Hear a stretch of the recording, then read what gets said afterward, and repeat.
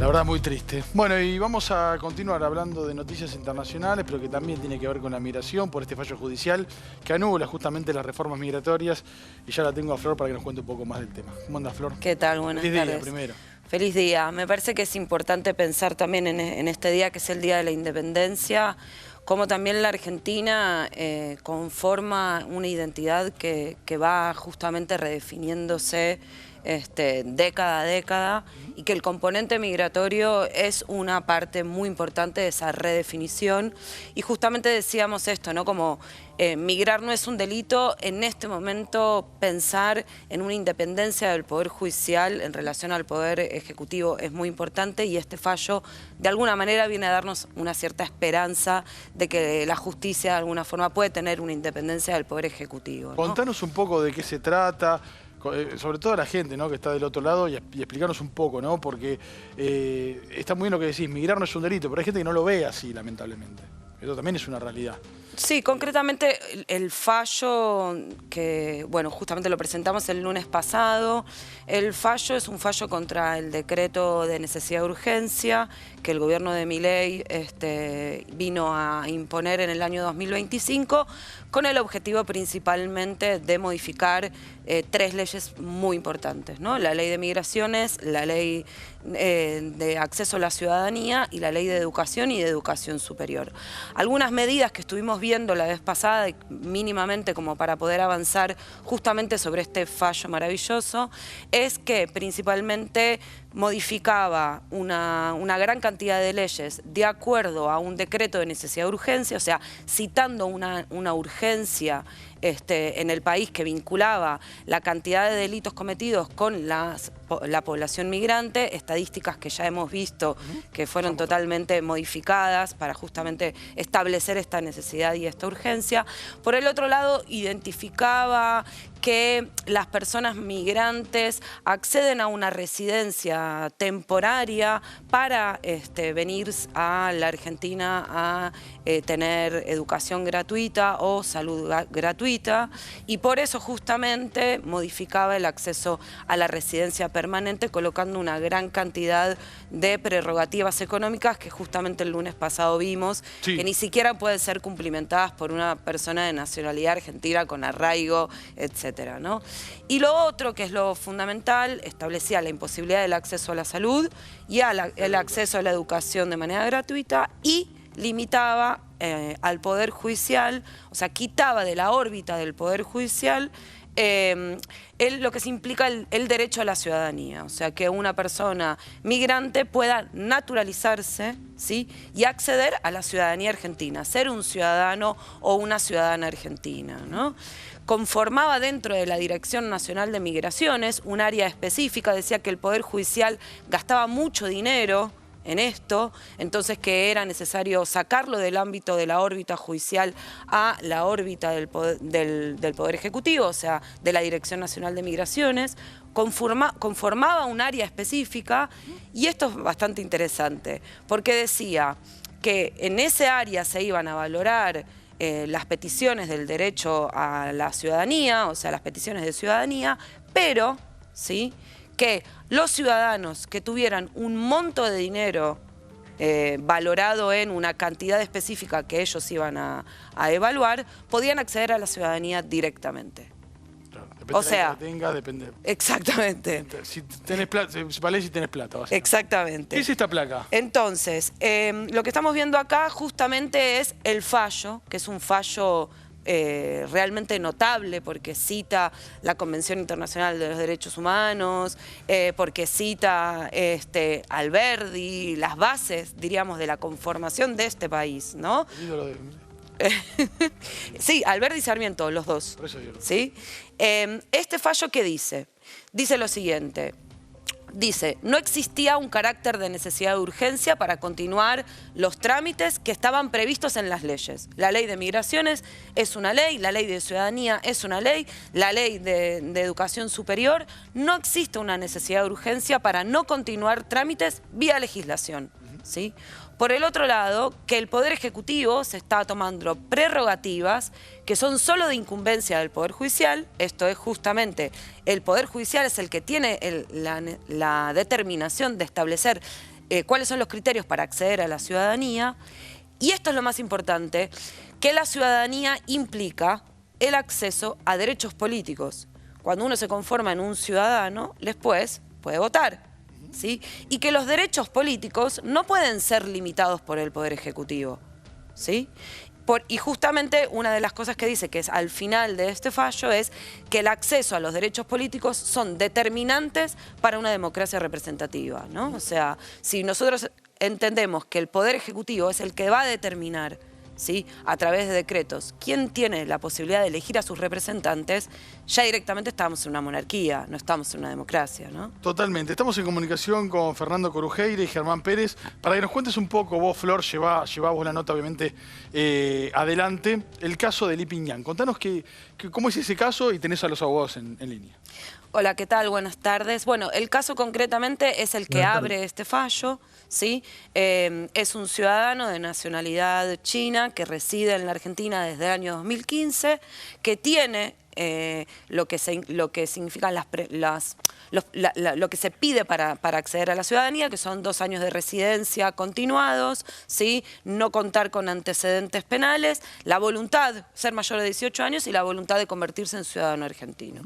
Esta ciudadanía le fue negada justamente por este fallo, porque debería pasar del ámbito de la órbita judicial al ámbito de la Dirección Nacional de Migraciones, la determinación de si se da o no la ciudadanía, y justamente los abogados fueron los que litigaron en contra de este fallo para poder darle el derecho a la ciudadanía a Yang. ¿Qué tal? Buenas tardes, ¿cómo están? Buenas tardes, Florencia, ¿qué tal? Bueno, muchas gracias por estar.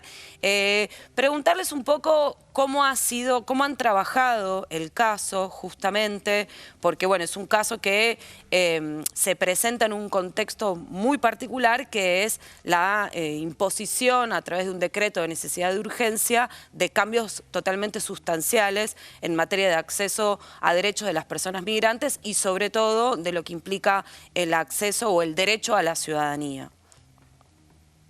Bueno, sí, particularmente este caso fue iniciado en el año 2023. Consecuentemente, el DNU, que fue declarado inconstitucional por la Cámara Nacional Electoral, en ese momento no estaba vigente. Nosotros hace años que venimos trabajando con trámites de ciudadanía en todo lo que es el fuero federal, porque así lo establecía la ley, y los trámites se iniciaban justamente ante los jueces federales, que eran los encargados de llevar a cabo los procedimientos. Así fue iniciado este proceso en el año 2023 con esta persona de nacionalidad china, arraigado, que cumple con todos los requisitos para obtener la ciudadanía. Y bueno, en el medio se saca este decreto, este DNU, que saca el gobierno el año pasado, en el cual se modifica el procedimiento y bueno, establece un montón de limitaciones y de alguna manera, al dictarse sentencia en ese proceso, se utiliza este decreto cuando inclusive no estaba vigente al momento de iniciarse el proceso.